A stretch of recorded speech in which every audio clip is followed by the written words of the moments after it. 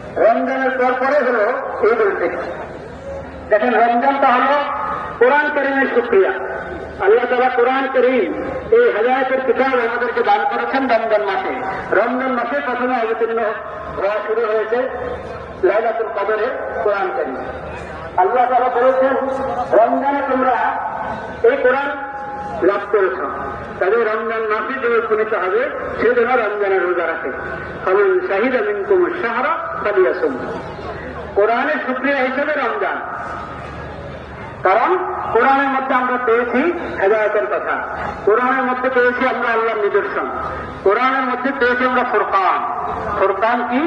ফুরকান হলো পার্থক্যকারী। কোরআনের দ্বারা আমরা হক বাতিলের মাঝে পার্থক্য করতে পারি, কল্যাণ অকল্যাণের মাঝে পার্থক্য করতে পারি।